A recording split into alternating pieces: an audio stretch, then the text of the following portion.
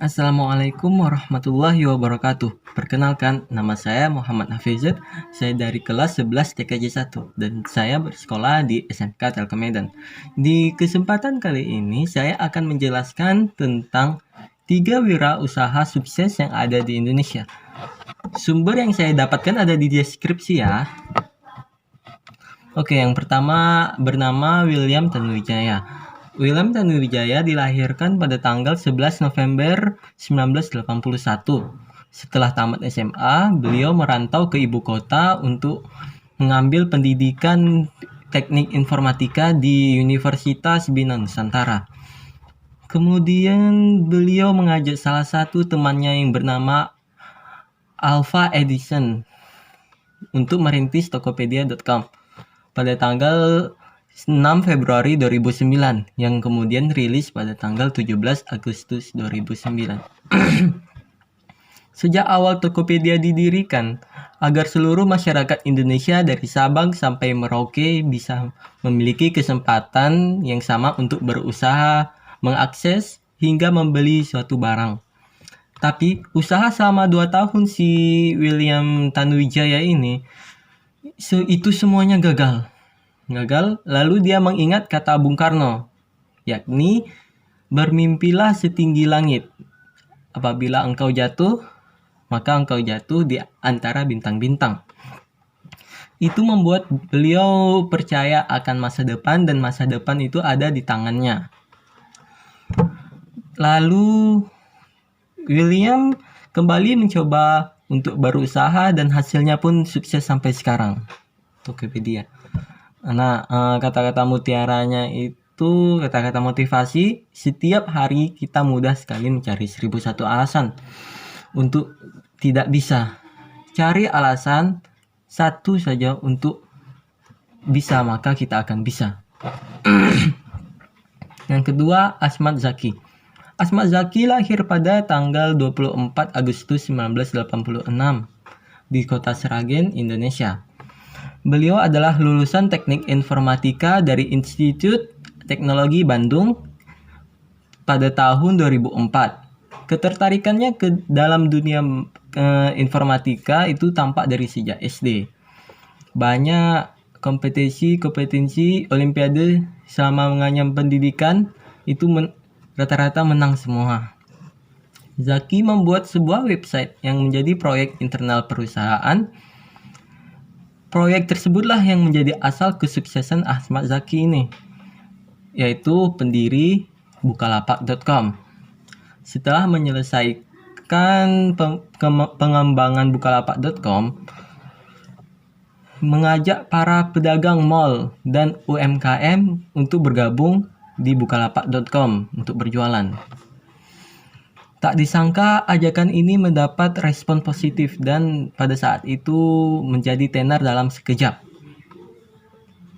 Nah, tantangan yang terberat ini adalah masalah kepercayaan terhadap e-commerce. Nah, karena kebanyakan orang takut tertipu.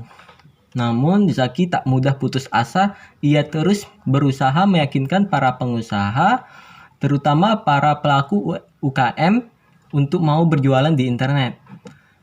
Salah satu caranya adalah dengan memberikan edukasi kepada para seller. Kata motivasi yang diucapkan oleh Asmad Zaki ialah setiap masalah adalah peluang dan membuat kita lebih baik. Jangan lari darinya. Oke. Yang ketiga, Nadiem Makarim. Di balik kesuksesannya Gojek, ternyata ada sosok pendiri yang bernama Nadiem Makarim. Yang lahir pada tanggal 4 Juli 1984, beliau sempat menjalani pendidikan SMA di Singapura, pendidikan sarjana di International Relations di Brown Universitas Amerika Serikat, serta pendidikan master di Harvard Business School. Bekerja di sebuah perusahaan konsultan McKinsey & Company, managing editor di Zalora Indonesia, terakhir sebagai Chief Innovation Officer di Kartuku. Namun, tidak puas sampai di sana, Nadiem mendirikan PT Gojek Indonesia, penyedia jasa transportasi ojek di Indonesia yang berkembang pesat setelah aplikasi ponselnya diluncurkan pada awal 2015. Perjalanan mulai didirikannya Gojek mulai tahun 2009 hingga populer sampai sekarang, bukannya tanpa halangan. Lantaran batuan penyandung kerap kali mendera bisnis dari Nadiem, seperti contohnya bagaimana tahun 2009 keberadaan smartphone masihlah sangat jarang ditemukan. Hanya sejumlah orang yang memiliki smartphone. Itu pun dengan harga yang amat mahal. Tidak seperti sekarang yang smartphone sejutaan sudah menjamur. Oke, hal tersebut membuat sang pendiri Gojek juga amat kesulitan untuk mengembangkan aplikasinya. Karena calon konsumen yang amat terbatas karena keberadaan handphone tadi ya yang jarang. Tapi hal tersebut tidak membuat Nadiem jadi patah arang. Karena pada tahun 2011 akhirnya muncullah satu investor untuk ikut membiayai usaha dari Nadiem dan dua rekannya, yakni Brian Chu dan Juris Tan, selaku co-founder dari Gojek tadi ya. Mulai 2011 itulah Gojek mulai punya nafas panjang sebagai aplikasi kemitraan untuk bertransportasi. Nah, kata motivasi dari Nadiem Makarim ini, bisnis tak melulu mencari untung, harus ada manfaat sosial di dalamnya.